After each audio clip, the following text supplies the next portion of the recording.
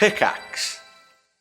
5-day early access to every Cast Party episode, including Nocturne, ad-free episodes, behind-the-scenes info, exclusive bonus monthly one-shots, access to our community Discord where our community plays D&D games together, has game nights, and hosts so much more, all for less than the price of a single cup of coffee per month. Aren't convinced? Try out a free trial. 7 days free to check out the content that we offer only exclusively on our Patreon. Patreon.com/castparty. Support your favorite D&D podcast, all while getting some awesome perks. Patreon.com/castparty. See you there, cast and crew.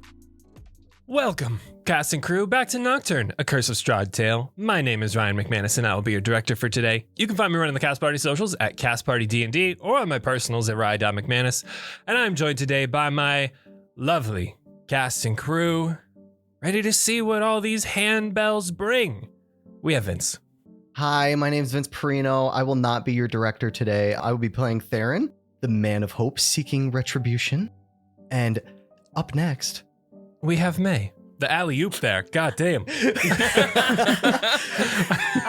I guess I'll be like the assistant director. That's definitely what I am, because we'll keep things on schedule. I'll get the talent wrangled. That is true. We're on it. I will do such as Zielle, who is here to slay, as well as assistant direct. And that brings us to... Do you want to plug your socials or anything? I've never been social in my life. Got it. Oh, well, my name is May, I guess. That works. Back for his Baker's Dozenth intro, we have Jose. And I am probably a gaffer, if we're being honest, in this production. But I'm Alizzato. I'm not the director. And just another soul wandering in perpetuity with the best beard in town. Thank you for having me. Socials DM Jose G and such. Well, folks, we have a lot to get done today. So your poem has been shortened to a limerick. There once was a character named Tannis, DM'd by some guy named McManus. Last episode we grieved, as Vallaki was perceived, but handbells could signal more panic. Thank you. What? I cried for that. Wow! Tell him, May. Drag him. I'm just kidding. As we open in on Tannis's room, Zielle sitting on Tannis's bed, letter clutched in her hands, as the two boys hover around after a very heartwarming conversation, which was sadly interrupted by the sound of muffled handbells outside of the Blue Water Inn. There are guards screaming throughout the streets that there is a emergency meeting in the town square. All should be in attendance, though not demanding attendance, given the feast. Some are already downstairs shuffling to their feet, opening the door and walking outside. Others seem to be trying to hide as low as they can in their tables to avoid wandering out into the streets after what just occurred. As the door opens to the Blue Water Inn, the handbells get louder, and the guards continue to scream for an emergency meeting. I'll put the letter in my bag, I guess. I'll put it back in the envelope, put it back in my bag. What could be happening now? Surely not more of them. Do I recognize these bells? They don't come across as alarm bells to you, Alizzato. The handbells are more to, signal a meeting. If the city were under attack, just like you heard during the feast, or if anything was wrong that everyone in Vallaki needed to hunker down and be on alert, the gate bells would be ringing. These are just guards wandering around with handbells ringing and trying to gather citizens. It doesn't seem like it's in a panicked manner. However, after what just occurred, take it as you will.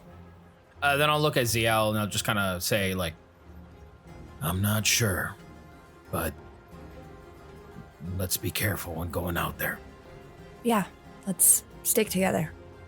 I would like to clarify the physical status of everyone. Let it not be forgotten. For Zielle, her face is covered in blood. She's got part of her dress ripped out of her side, which if you look closely, I don't know if you can tell with all the blood, but there's vampire teeth bites in her hip. and then they're like muddy and like wet, and they aren't looking real good right now. Theren may or may not have a like broken clavicle, I'm pretty sure. God. Massive gash like in his shoulder neck area. Damn. Alizzato is, I mean, there's like maybe blood spirit on him. I mean, he's looking okay. I'm actually good on hit points right now. Alizato's actually cleaner than usual because of the rain. Cleaner Wow. than usual. Comparatively, I am immaculate compared to you guys, but I am still a mess. But if I'm not mistaken, I'm blanking on the word right now, but I did say that I covered my face in the blood You're smeared of Tannis. you're smeared in Tannis blood. That's right. Tannis's blood. So more than anything, not vampire blood, but Tannis's blood all over my face. Let's try not to scare anyone. Just the creepiest smile with the unblinking eyes from Alizzato in your direction as he nods. Agreed. Maybe we don't. Never mind. Let's go. As you walk out of the Blue Water Inn, you do see people, citizens in droves heading towards the town square. You know that the town square is not too far off from the Blue Water Inn, just a short walk down the street. As you arrive, you see a more thinned out crowd compared to the first time you were in the town square during the parade. The parade was a sea of people. It was hard to move in between bunches, down the sidewalks and everything.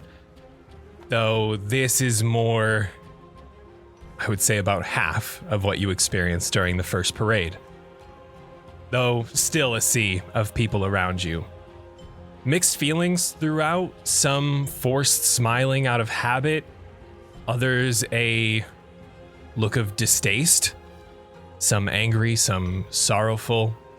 Every emotion in the book can be found in this sea of people as they huddle around the stage, front and center in the town square.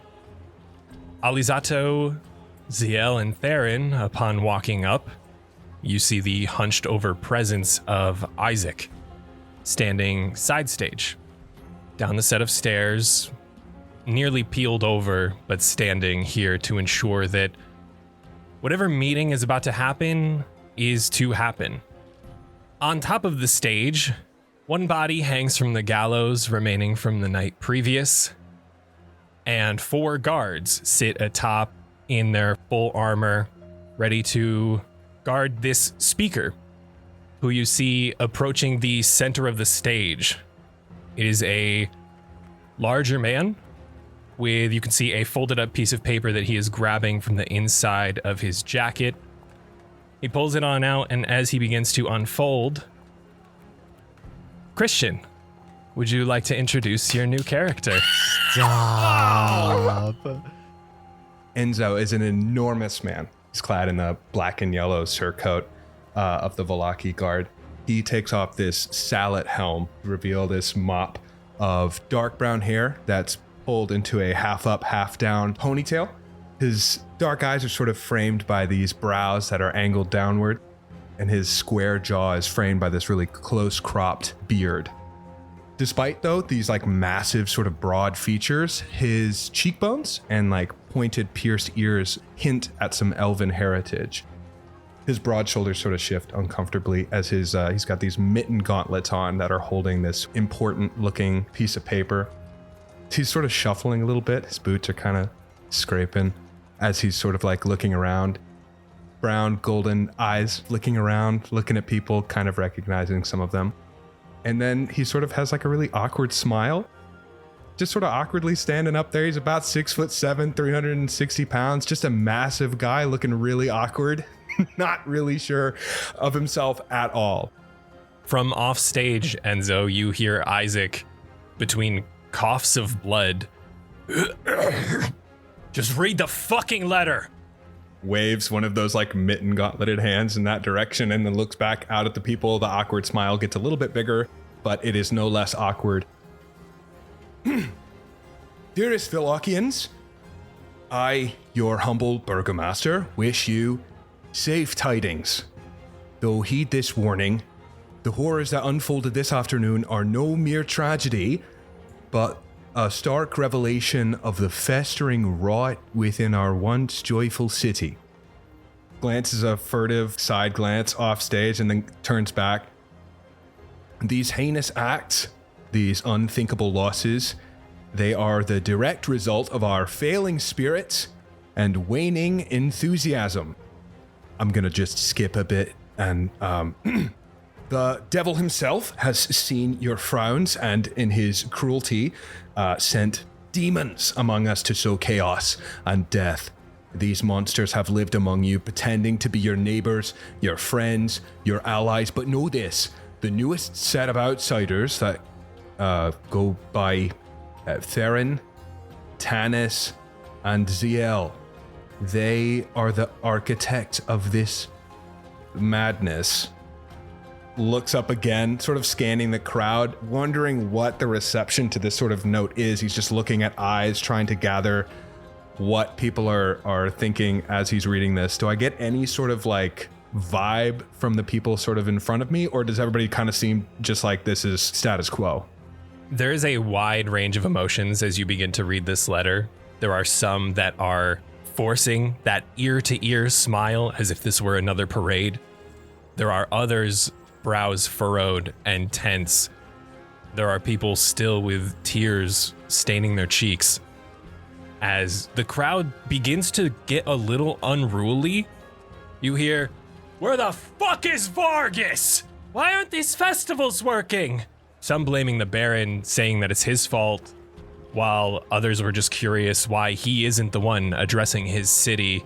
Others questioning his morals, his behaviors, and his actions. I know. There's a lot here. I'm just gonna finish reading through the letter and then I know there's a lot of emotion, all right? I feel it too. I'll just keep reading. Tannis and Zielle, they are the architects of this madness. Their influence has poisoned your city, turning it into a hunting ground for vampires, devils, and vicious beasts. My loyal bodyguard Isaac has already taken action, striking down 2 of these monstrous interlopers. Tannis, who was nothing more than a beast in human guise, is dead. And Theren, the purple-skinned, winged hellspawn of Strahd, has been slain. I'm sorry, I can't do that. I'm not going to read that. These are lies, Enzo. Isaac. These are just lies. This isn't what happened. Enzo! No, I'm not reading this. I mean, you can make me complacent, you can make me quiet, but don't make me a liar. Okay, that was a boy. You struck down a boy. Don't make it sound like I struck down a beast.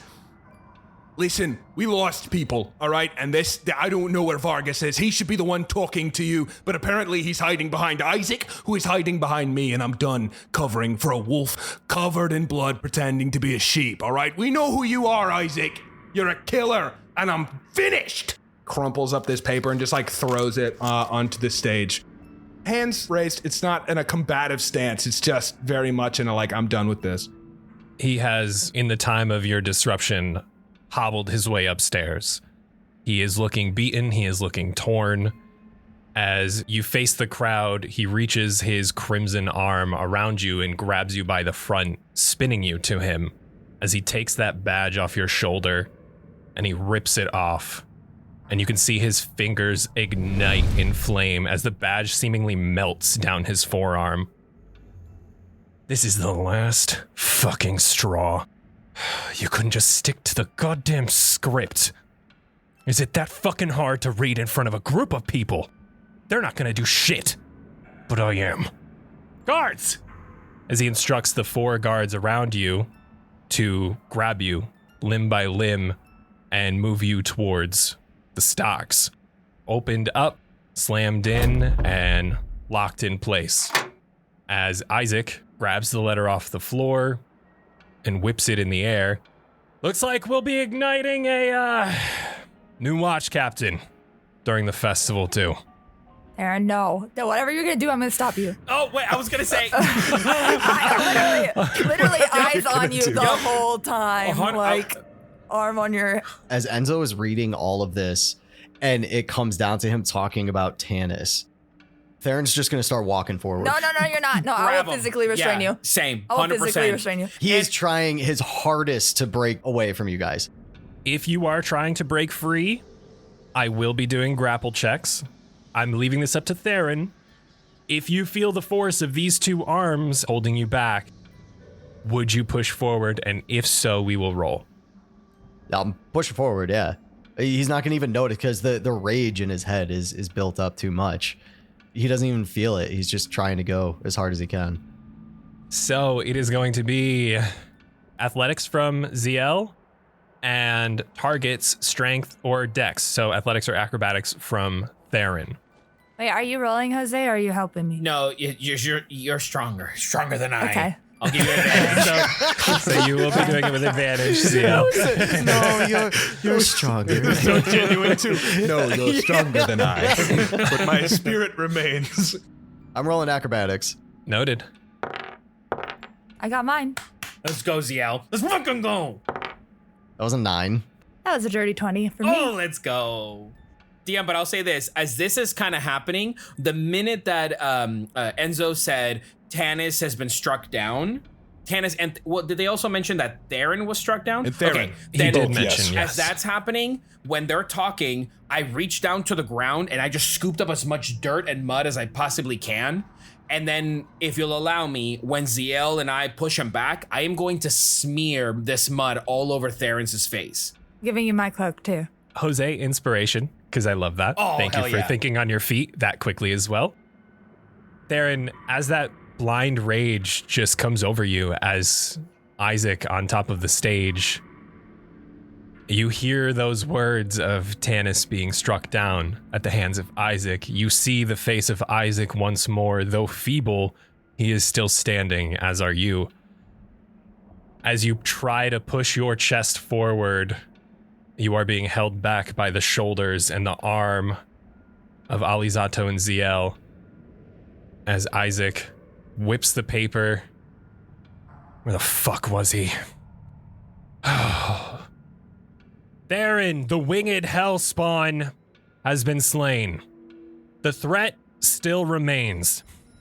Zielle, with her deceptive bright blonde hair, still walks among us, and Alizzato Inkabo, a resident of Vallaki, a citizen, like the person standing next to you. Oh, One of your very come own.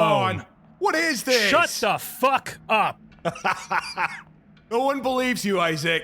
No one cares. One of your own are both under investigation and intense scrutiny. Be warned, any who are found consorting or speaking with either will be dragged to the Burgomaster's manor for questioning and acts of treason. You look rough, Isaac. What happened to you? In 2 days' time, we will rise above this darkness. We will celebrate the festival of the blazing sun and prove to the devil that Vallaki is strong, resilient, and filled with joy. That will drive him back into the shadows. Smiles will be our shields and laughter our swords. All will be well, Vargas Valakovich. You're free to go. I think that went well, Isaac. I think everyone really liked that. Nice job. Really, really good. Enzo, give me a persuasion check. An 11. Some throughout the crowd begin to rally up with you. Why even have a parade if we were just visited by the devil himself? It's random spots here and there amongst mixed crowds. The uproar seems to be gaining tension, though Isaac seems to completely ignore it as he looks to the other guards. One stay with him, the other get back to your fucking posts. As he hobbles down his stage using the great axe as nearly a cane to 1 foot, 2 foot step and down another step. Theren, stop. Theren, calm yourself. You will let him walk. You will let him spread these lies. Yes, for 2 days until we end him. We end him now. No, do you want to end up like that sad fucker over there? And I'll sort of look over in the direction of Enzo and I'll be like, you shut your mouth. You keep quiet. They believe you're dead. You will let him go and slander Tannis in front of all of these people. I will let All him. of our respect for him is gone now. If we don't do anything about it. Theren, do you think Tannis would care if these people respected him? Come on. I care. And you should too. I do. We will let Isaac believe what he believes, and we will use time as our ally. We seek passages through the shadows, We speak directly to each other. We keep quiet and we don't act out of impulse. We're dedicated now. He's weak. He's feeble. He can barely hold himself up. Surrounded by believers. Don't give him the choice to believe that you are some actual demon. We wait. And then, believe me, you can gouge out his eyes with your fucking tongue if you want to. But we wait. Theren, you might kill him. But if he hits me once, I'll be dead. Is that worth another life? Theron's just going to look at the both of you, starting with Alizzato, and his eyes are just so bright with the emerald light behind them. He looks back over towards Z, and they start to die down a little bit when you say, is it worth your life as well? His muscles let off a little bit, and then his eyes don't leave Isaac. He is currently hobbling down the street, supported by another guard on the shoulder, as they make their way for the Baron's Manor. Please. Fuck!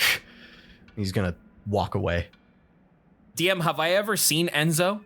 I was just about to say, yes, you have. You know Enzo as the watch captain, not the full-on head of the guard, but if guard captain is first, he would be second. Not so much a street wanderer and enforcer, say more on the business side, though you have seen him wandering around, making his arrests, making sure, especially during the parades, that everyone is in line, everyone is smiling. He is the lookout. He's the watchman, and he's not afraid to get his hands dirty. Look over at Enzo, trying not to get his attention, but just kind of looking at him, and a look in my face more of like taking note of where he currently stands and what he said out loud to everybody. And then just kind of like following Zielle.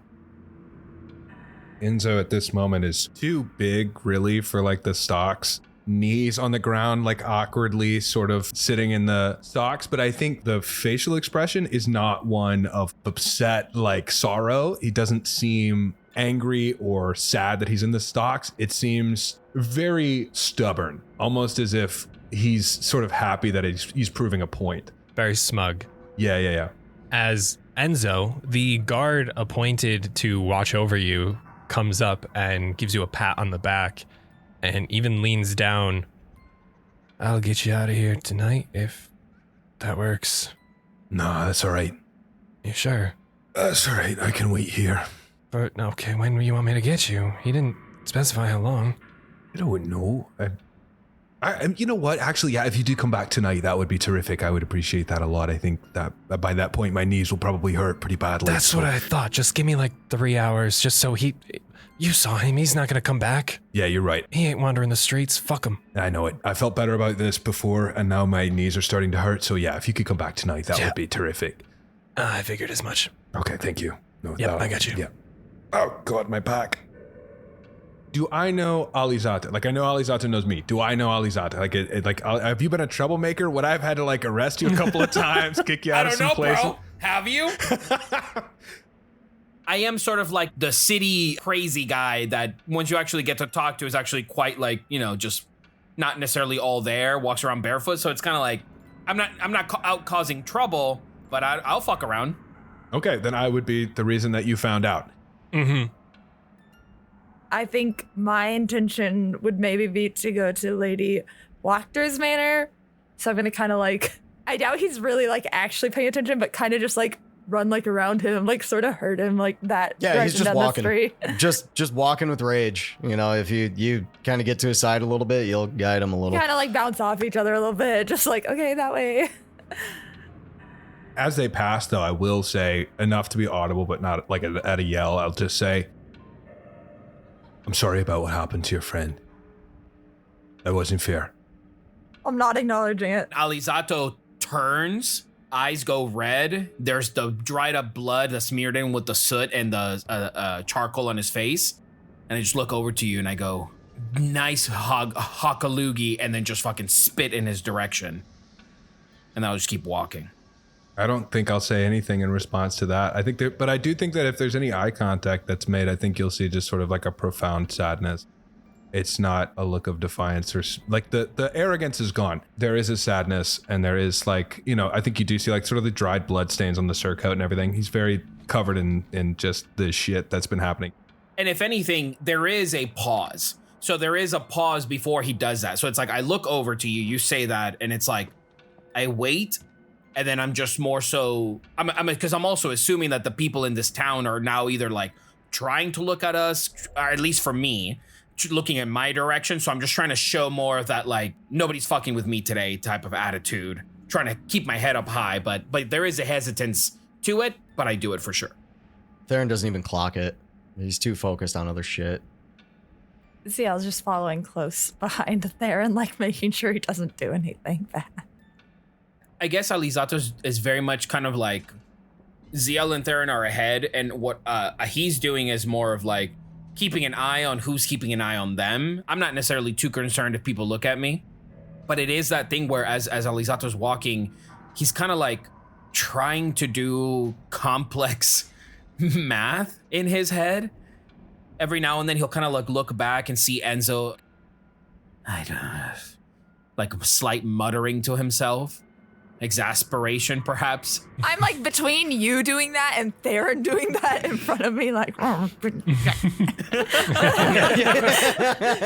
I'm just like, you guys look crazy right now. I'm gonna kill him right now. He spoke up against him publicly. I don't know what any of that means. I don't particularly care for Enzo. He's just as much to blame as anybody else for the number of people that have been either arrested or fined for not putting on a fucking smile, but he spoke up against Isaac in front of him, in front of the entire town. That is something to note. You're right. If he's still there in 2 days' time, we should get him out of the way of the float. I assume it goes through that area. If he's still there. Enzo may be not my favorite person, like many of them high-class, fucking selfish people, but it would not surprise me if his sentence got cut short, and then we'll probably see him wandering around the streets. But his badge, I don't know what circles he'll be welcomed in now. Perhaps we could use that to our advantage. I'm saying it's a little early now, but it is something that I am quite interested in pursuing, or let alone having a conversation. And if Theren, and I'll kind of like raise my voice over in the direction of Theren, even if he's not looking at me, if he wants to get his anger out somewhere, then perhaps he can start with Enzo. Whoa. I think maybe we should direct the anger at maybe an inanimate source for now, because he's maybe sleep first before we direct the anger anywhere else. You just see Theren like punching a wall. I'll sort of walk up to Theren, and I'll just kind of lean in, and I'll just go, it may be slightly insensitive of me, but you're fucking dead. Be grateful. Use it to your advantage. Yeah, I'm gonna have to dye my hair. How else are we gonna hide this? I'm not cutting it off. Right. So, Zielle's got a plan, wants to talk to Fiona. So, and I'll kind of look at Zielle and go, all of us, especially you, Theren, you seem like you could use some rest. We can attack the day new tomorrow. We can speak to Lady Fiona once we gathered all of our strengths. Perhaps see if Enzo is there in the morning. And from there, we plan. It'll show us what their intentions are.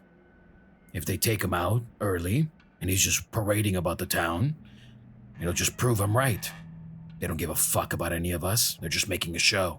He's just another pawn. Sure, they burned the badge, but who knows? You might be able to speak with him. He might be able to save himself of whatever judgment I'm ready to cast on him.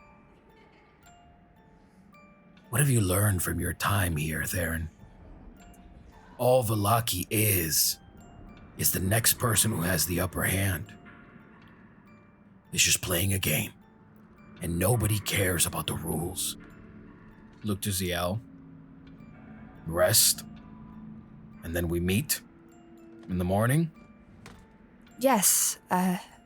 Wait, are you coming with us? Are you going to return? I must go home. I think I have some notes about Enzo that perhaps could help us in determining his true intentions. Something I must have written in the past about anything. This is unlike anything that I've ever faced in my entire life here. And perhaps if I can gather as much information to help us, it might be beneficial. But you'll find comfort in the Blue Water Inn. I don't know if that's wisest when everyone has just been told to look for us. There are many places in Vallaki that will not welcome us moving forward. But you can rest assured that Danica will. If anything, she's the only place we have now. We go straight to our rooms. We close the door. We ready ourselves for a new day. It's probably better we're split up anyways, just in case something happens. But it seems like everyone needs to rest, even Isaac, so hopefully he'll be all right. We'll meet in the morning then. Be safe. I'll wait until you guys get to the inn before I even move. You would have to walk with them regardless down the western road towards your gate to get out of the city, as the western road holds the Blue Water Inn on your right. You stop in front of the entrance. You say your goodbyes, make sure they get in okay, make sure there's no roughhousing or any eruptions upon them entering, as the inn remains quiet upon their entrance. Alizzato, you head out of the gate, and you're just going back to your home? Yeah, can I see Enzo from the distance? You could see his silhouette-ish. I'm looking at that direction. Every now and then I walk backwards while I'm lost in thought, staring over, and then I'll turn around and make my way home. As Alizzato heads to his home, Theren and Zielle, are you doing anything in particular before night falls? Exactly what we talked about before, going right to the room. Two of you find yourself safe and sound in your room for the night after one of, if not the most exhausting day of your lives. Halfway through the night, having trouble sleeping, Theren is going to try to leave his room and knock on Zielle's door. She does about 4 hours of meditation. That's her long rest. So she's probably still in that because she definitely didn't go straight into it either. But it's not hard to, she's not asleep. She'd hear the knock. I'm gonna hope that's someone I know. Open the door. You will see Theren standing in front of you, but not like how you usually see him. His hair is fully down. He doesn't have his armor on.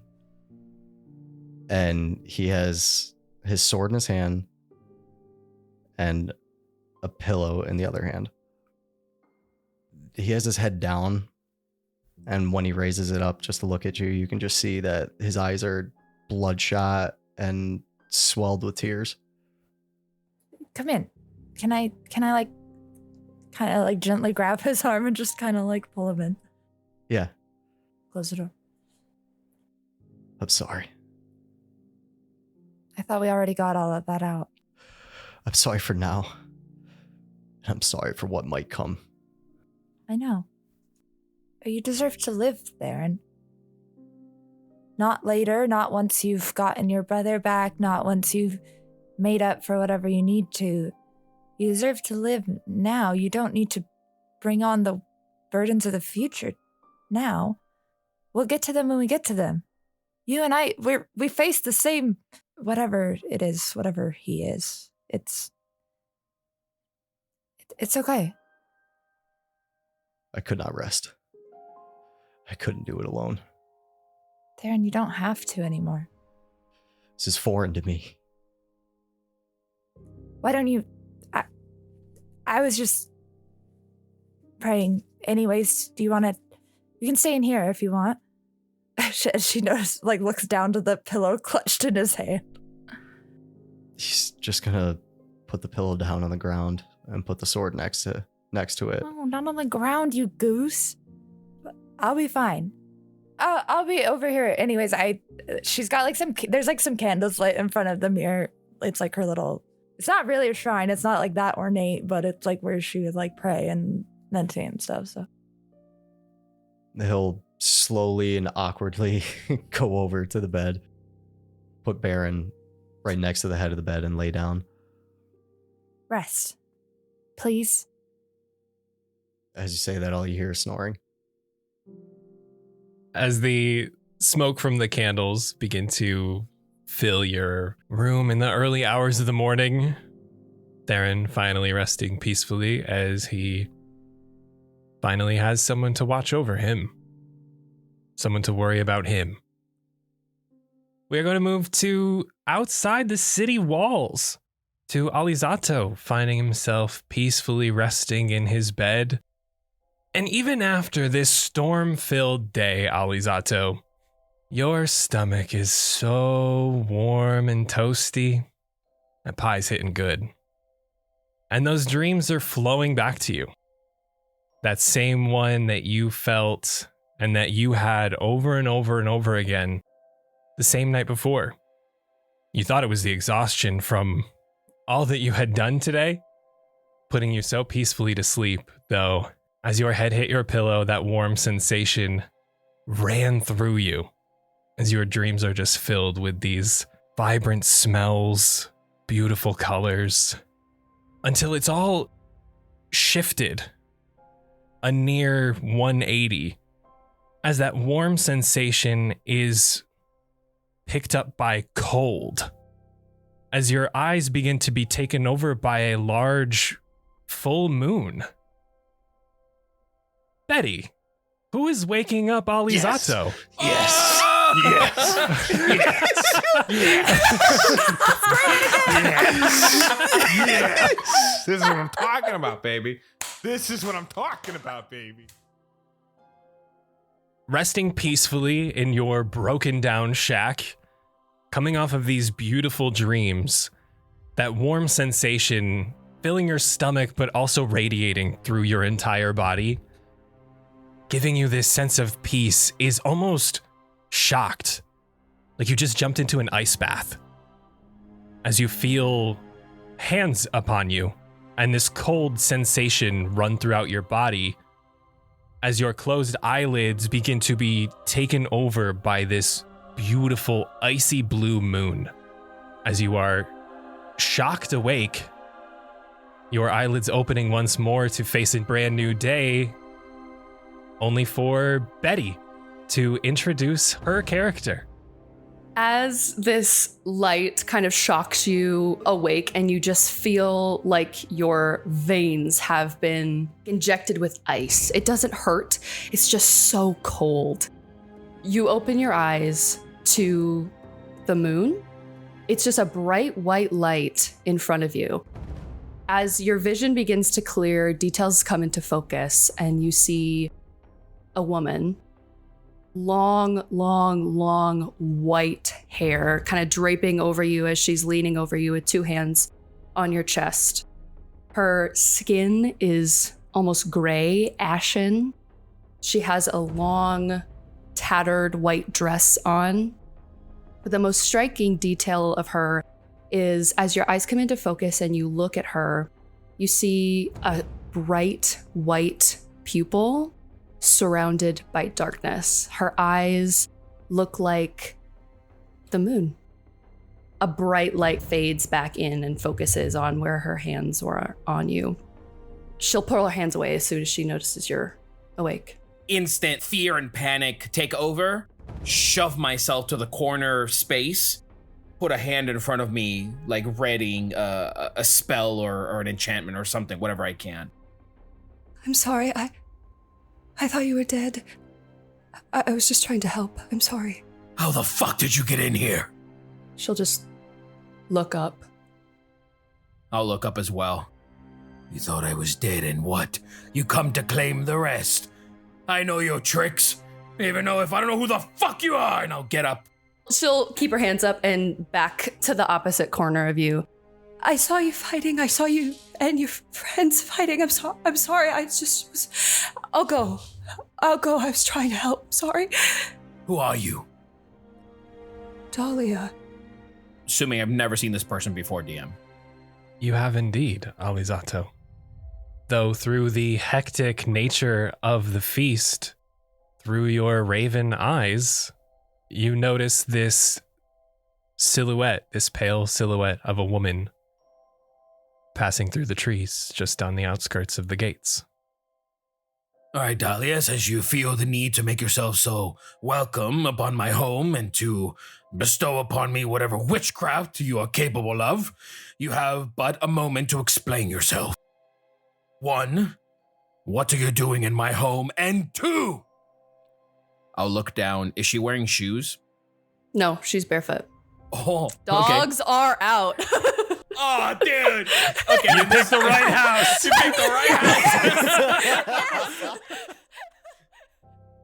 I'll say the first part, and then I'll look down, and I notice that she's barefoot. I'll just look up, and I just go, I might have come off too strong. You walk these lands barefoot. What is your business here? What do you intend to do? What are you doing here in my home? I haven't been here in a very long time. I can help people here. This is where I know I can help people. And I'm sorry. I'm going to give this to you, given that you are now experiencing it. The description that you felt upon waking up is the same that Cruzal described to you. The half-orc guard that you met previously. That's right. That a woman came. Who thought he saw a ghost, whose eyes were blinded by a moon, and then she vanished. I'll look at her, see that she is very, I guess for what I can see, kind of like scared about my approach. All right. Calm yourself, Dahlia. I'll go. I'll just go. No. Maybe perhaps next time a more personable approach, but you're all right. It's not safe out there. If you have no one nor nowhere to go, you may, and I just kind of like look around, and you just see like a destroyed home that pretty much is non-existent of anything where somebody would actually care to live here. There are pages on the floor, leaves all over, a massive hole in the roof, and where I was sleeping was just a pile of leaves. What were you doing to me? I thought you were dead. I thought you crawled out of the village and died here, so I was gonna help. No, darling, no, it's quite all right. Alizzato can take care of himself just fine. I do thank you for thinking about that, but have you seen... And I just kind of like stop as I'm talking and look at her and I go, You've helped others. A few, yeah. I am going to meet with some of my companions, but Dahlia, you must know. I don't know how much to share with you, for you are still a stranger upon my home, and I do appreciate... You're trying to kill him. What did you say? You're trying to kill him, aren't you? Perhaps. I want to see him dead. My eyebrow kind of raises, and I look over her direction and go, hungry for blood now, are we? No. It's not hunger. I think we're all owed it. Don't you? I want to rip his flesh from his body. I want to see him burn for ages in front of every citizen in Vallaki. I'm not a good fighter, but I can heal people. You have a specific touch, then, which I believe would be most welcomed. However, Dahlia, I'm not the most well-versed with my words. I am but a creature of this place at the end of the day. You may want to speak with my friend, and I will allow her to decide whether she reveals her name to you or not. Thank you. Come with me. As you progress forward with Dahlia and you get to the gates of Vallaki, as you enter, there are some scattered faces walking about here and there. There are still guards cleaning up bodies, moving them into specific piles. You even see, passing St. Andrew's, a large pile has been started in the graveyard, filled with the corpses as you see guards with wheelbarrows bringing cart after cart of body to St. Andrew's Church. All of this to be interrupted, Alizzato, by the grumbling of your stomach. Can you make me a wisdom saving throw, please? Oh no. Hungry boy. He's a hungry boy. Hungry boy. 15. Oh, he's not that hungry. He said, no, you know what? I'm It a can little wait. hungry. It can wait. Alizzato, there's a hankering. Everyone needs a sweet treat, or maybe it's just breakfast that is needed this morning. Though it is nothing like you felt yesterday.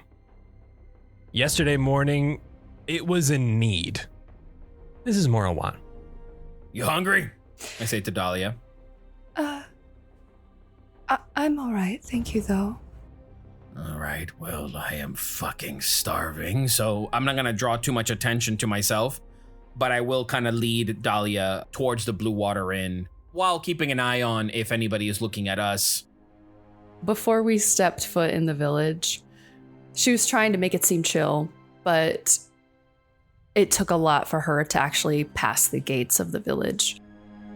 Every once in a while, she'll be looking around and go, I know.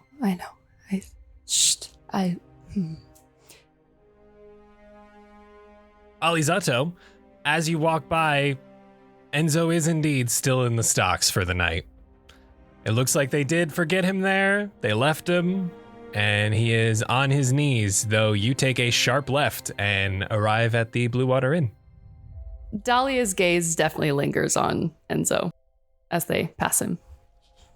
As you both arrive at the Blue Water Inn, Alizzato, you enter first. As Dahlia, from behind, it's an interesting feeling following Alizzato into the Blue Water Inn. As if you swear you've done this time and time again. As just with a quick blink, you see a large Goliath holding the door open for you, though you blink again and it's just Alizzato inviting you inside. She has a moment where you swear to God, like some of the ends of her hair lift and then drop. She's not there, and then she's, thank you, and walks past you inside as you hold the door open for her. That thing where like people walk past you, but I still keep my eyes wide and I just kind of like,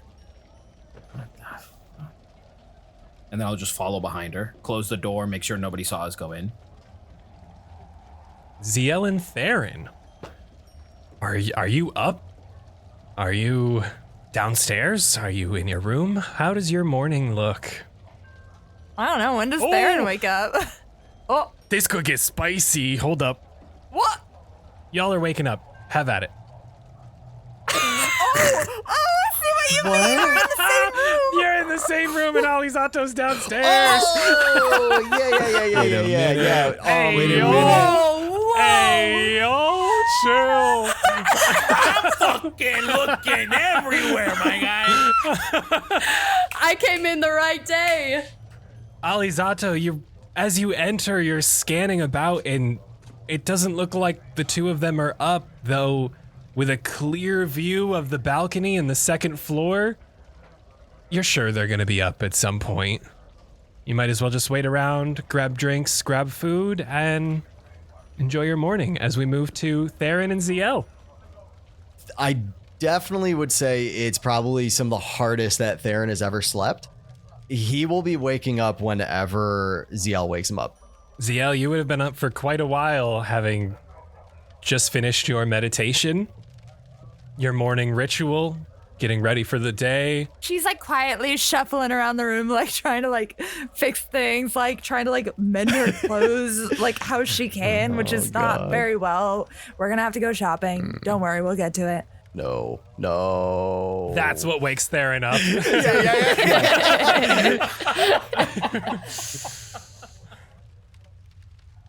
Good morning, sunshine. Hi. Sleep okay? Yeah, totally fine. You, he's just like, is gonna try to get up as quick as possible and grab the sword.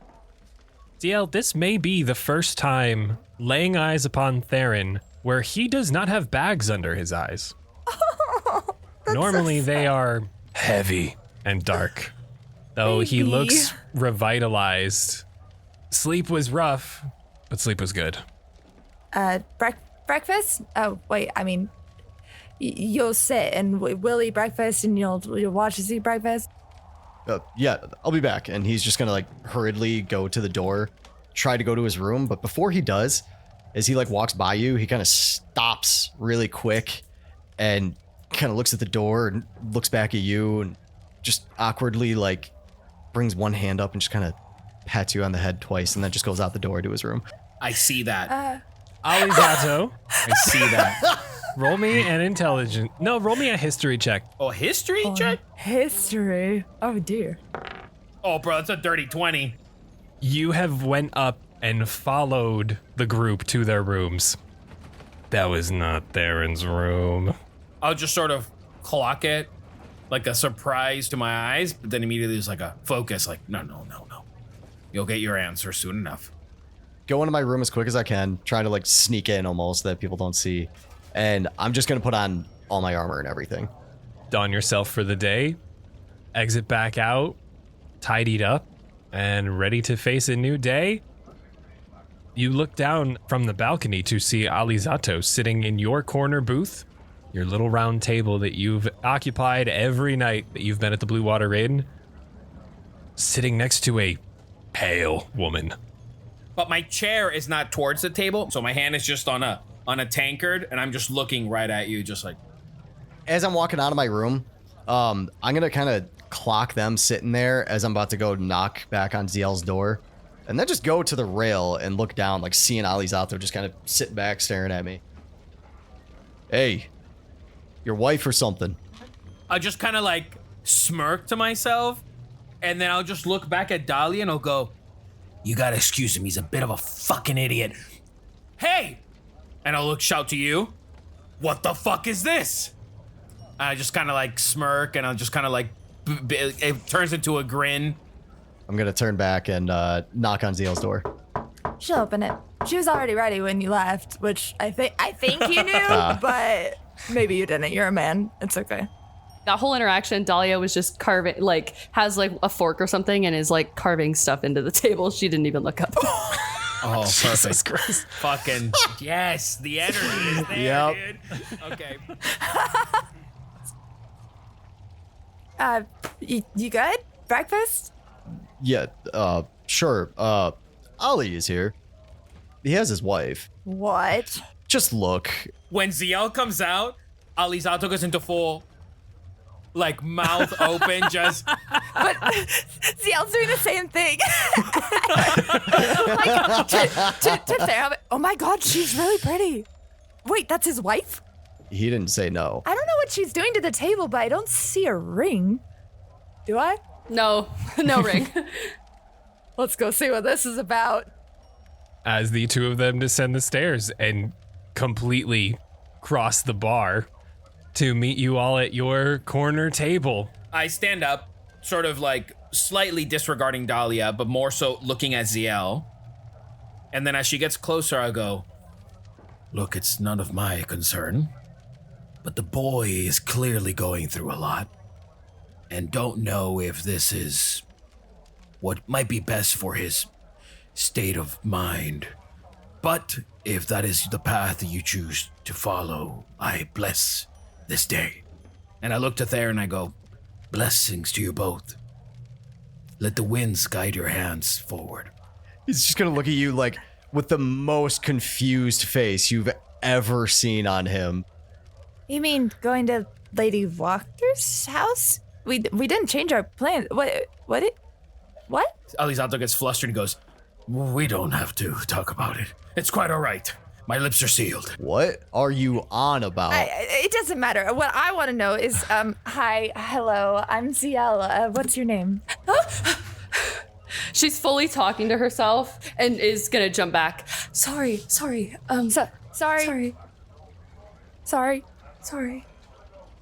What was your name? I'm Zielle. You can call me Z, even. She'll put a very shaking hand in your hand. It's like the lightest handshake you've ever received. And she's so cold. She's so cold. Dahlia, I'm Dahlia. Oh, like the flower. That's so pretty. Thank you. Zielle. What is your interest in our friend? I saw you all fighting yesterday. And I am good at healing. I can heal very good. She broke into my place and was healing me overnight. Well, Can you prove it? And I'm gonna pull my armor to the side and show you my broken collarbone. yeah, I can help. And she'll reach her hands up to you. As she kind of approaches you, she's going to put one of her hands on the front, like right on it, and the other one on the back, kind of on your shoulder blade. It's like someone is packing snow on you. It's so cold. I will cast Cure Wounds. Alizzato, you would see that it's the same bright, white, blinding kind of light that kind of emanates from her hand, except as it is forming, you notice it forms in specks. It's like little specks of shine that look like, are they constellations in the way that they're formed, but they're bright and then they're gone. She will remove her hands. Theren, those individual specks, as Dahlia came over to you and placed her hands upon your collarbone, as you could see the little flashes of the specks upon your side, it felt like small snowflakes pinpointing across your collarbone. And as that cold overtakes your shoulder, you can even hear that bone snap, but back into place. As you give your shoulder a little rotate, move your neck back to the side. No stinging pain, no shooting agony that you felt trying to sleep last night. And it seems to have done the trick. And though before we get any further, for today, that's a wrap. For this group. But the episode is not done yet.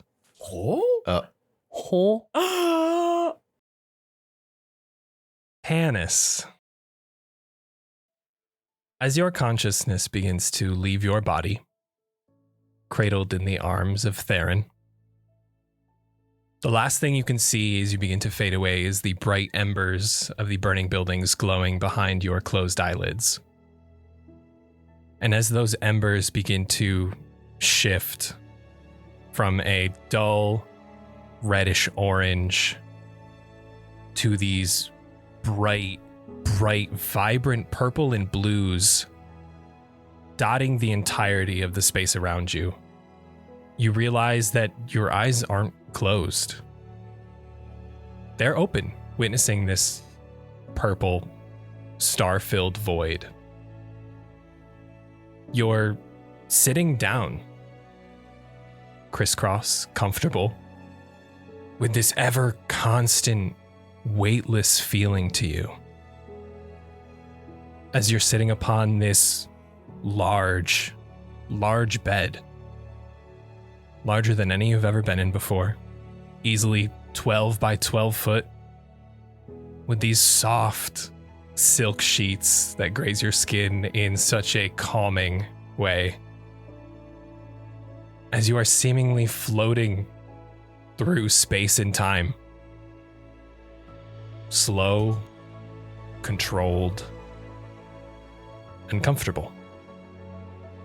And you feel at peace as you look upon this empty void around you.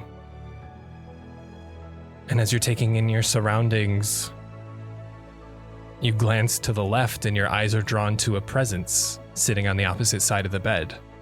A cloaked figure in this same silken robe that almost flows into the sheets itself as it melds with the space behind it. Almost as if there's no form underneath to contour to.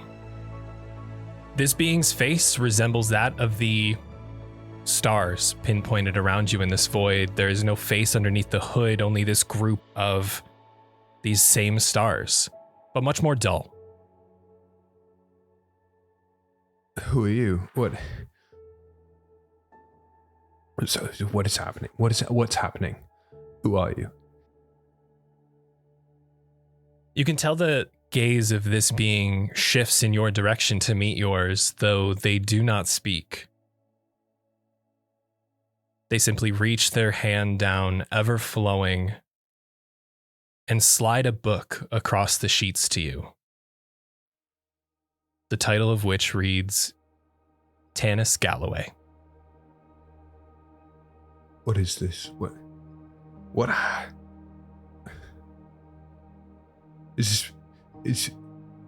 Am I dead? What's happened to my voice? What, am I dead? Am I gone? Is this me? What happened to Theren? Did I? But he sort of like looks down at the book in front of him, picking it up, feeling its weight, turning back to this cloaked figure. They do nothing but nod and outstretch their hand slowly to you, as if waiting for you to do something. The book. Okay. Yeah. His eyes remain on the figure for a moment as he opens his book, waiting for some sort of acknowledgement or the sign of what is to come before turning his gaze down to whatever is in the book. As your eyes finally meet the page inside this book, you see these beautifully painted portraits depicting you. The first is a portrait of your mother, with you cradled in her arms, swaddled in the forest green cloth. These portraits each depict major moments in your life, Tannis, like a scrapbook. Could you please guide us through till the very end? What portraits do you see? As he flips these heavy canvas pages, I think it's important to note that these pictures and these portraits look as though they've been colored in with colored charcoal. Because the first picture that he flips to is a picture of Tannis drawing on the floor while his mother reads a book to him. Important to note that this book is named The Ioke Roken. It's a book about the dragon riders, and he seems to be drawing some picture on the floor that seems to connect to that. This is the first moment that he remembers with his mother, with story. It's an important moment for him specifically, though it may not be important in the history of his family. The next portrait that he flips to, as he struggles to flip to the next page, is a picture of him sparring with his brother. They're young, maybe 7 years old. They're sparring with wooden swords, but they're all smiles. This is a fun game that they play with each other. They've sparred a million times. Who knows who won each round, but the sparring itself is the game, and there are two direwolf pups playing with each other in the back. Flips to the next page. There's an image of Tannis dancing with his mother. His feet are kind of in the wrong place, but he seems to beam. His face is proud, as is his mother's. His brother, on the other hand, is sort of laughing in the distance, but not necessarily in an antagonistic way, though he is sort of mocking. It definitely seems in a friendly sort of manner. His father, however, the first time that he appears in this book, a very broad, very tall figure, seems much less enthusiastic about what's taking place.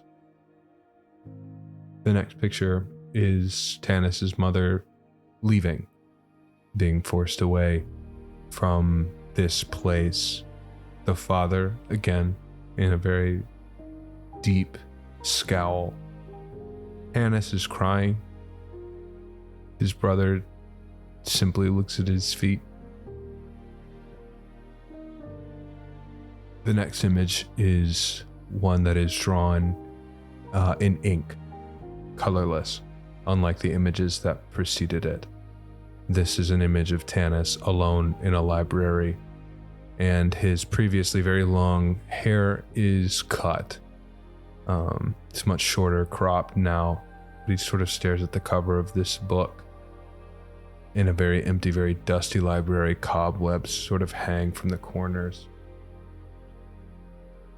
The next picture is one that I think Tannis, even in this moment, hesitates to turn to, as I think he knows in his core what comes next. It's a picture, an overview of him and his brother bleeding in the rain. His brother is dead. Tannis is dying. These dire wolves that they had grown up with, Zeus and Ghost, are both dying as well. Again, this is just an inked image. There is no color.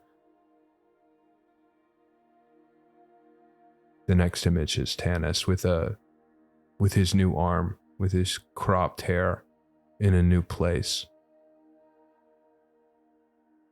And the next is him taking on the role of Blood Shrike. He wears a mask now, a faceless, emotionless mask, attacking a man in the street,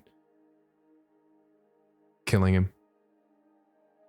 There's a chain dart protruding from this new arm that he has, striking this man in the chest. But Tannis's face is emotionless. The next image, though, is Tannis maskless in the inn. Zielle's in the background talking to Azria. Theren carrying some dishes to the sink. This is the day that Tannis got the job. The first mission that would put him on a team as opposed to keeping him isolated like he had been. The next image is Tannis crying over Azria. There sort of seems to be some remnants of fur receding back. This is the first image that maintains, or I guess brings back, some of the color that was missing. It's the first time in a couple of pages that there seems to be some color. Zielle is behind him. Theren is behind him. Azria on the ground. The first time that Tannis realized what he was. The next image is Tannis and Alizzato devouring a pie, just absolutely slamming it back. It's one of the first moments in a long time that Tannis had felt not like a weapon, not like a part of a mission, just like a person. And he was just eating pie with a friend. It's the most color since the color disappeared in this book. The last picture is Tannis and Theren holding hands. There's sort of a dividing line that seems to be two pictures combined into one. The first, the left half of the picture, is the first time that they swore this blood pact to each other, but the second, the right half of this picture, is the last time that they swore this blood pact to each other. Tannis's face is broken, burned, hard to look at, but determined. and it is the first picture, the right half at least, to be drawn in charcoal and filled with color. As you look down upon the portrait depicting your final moments, but one that meant so much to you, dead and living, you feel as if it happened years ago. Almost like a distant memory that's hard to recall. Until you finally flip that canvas once more, realizing the book is only half done. You flip that page, and you have chapter 2, Possibilities. The being nods their head slowly towards you, but only if you can bear to see what could have been.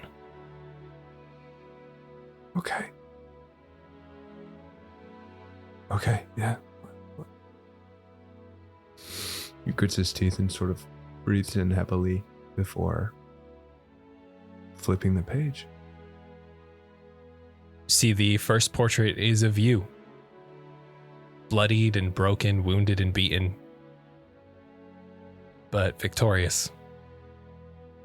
Isaac lays on the floor as you tower over Theren, charcoal smudged across Isaac's body, with Theren's wings spread majestically as his sword protrudes from Isaac's chest.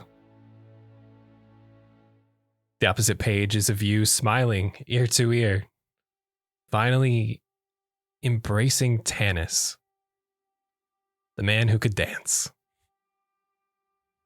This portrait is of you, Tannis, dressed to the nines, as you dance gracefully across the halls of Castle Ravenloft in the ballroom, throwing your cares to the side as you fully let loose and embrace who you wanted to be.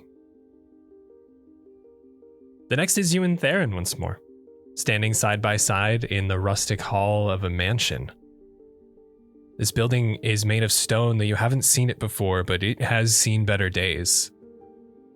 The grandeur of this building is not to be thrown aside. This is a beautiful structure. You see the portraits, statues of dragons spread throughout this hall. Your hands are resting on a kneeling Theren's shoulder. Zielle and Alizzato close by as Theren hugs the physical embodiment of Baron, embracing him tightly. And the next one seems to be from your perspective, Tannis. It's that of a cave deep in Barovia. The grays, however, from the charcoal are smudging together as the torchlight dances across the rocks of this cave. In the center, Tannis, sits your mother, huddled around a campfire reading to a group of lost children. You can hear her voice in your head as you gaze upon this portrait reading the tale of the dragon riders to these young children. However, the next is a bit more gruesome, though filled with valor. It is of the four of you, standing over the body of Strahd von Zarevich, in front of his throne in Castle Ravenloft. And though the next few get more and more hopeful, the fog lifting from Barovia, celebrating with Ismark back at the village as he is reunited with his sister once more, arriving back at Avrosa, Osria pouring you a drink once more at the enchanted hearth, bowl of warm chicken noodle soup in front of you on the counter. The next is of you standing in a church, wearing a fitted tuxedo, just at the moment of you pulling back the veil of a wedding dress to reveal a face. At first, you're staring into the eyes of Zielle, though the colors begin to shift as it turns to Irina, to another, to someone you've never seen before. The colors mixing and muddling together, the vision just unsure of what it wants to rest upon. And from here, as you begin to turn the pages more and more, they begin to get fuzzier and fuzzier as you begin to see yourself getting older. Wrinkles upon your face, graying hair taking over once more. But with the flick of the wrist, they slam the book shut with a startling thud. What, is that it? What do I say? Thank you? What was this? What was supposed to happen? What could have happened? What was going to happen? What? What happened to Theren? Is he fine? Did it work? As you begin to talk, your voice feels as if it's in another room. It begins to echo. It's almost as if it's drifting away from you. Your words getting quieter and quieter.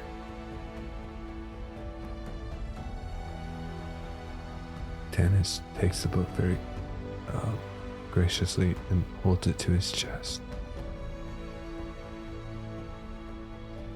I'm ready. Sort of clutches the book to his hands, like sort of both arms pressed against the book, and an X sort of crossed against, hugging it to his chest as hard as he can. I'm ready. Clutching that book tight, as those words leave your lips, the world around you goes dark in an instant. There's no more bed. There's no more silk sheets. No more being, no more stars, no more void. No more Tannis. Thank you all so much for listening. We'll see you in 2 weeks.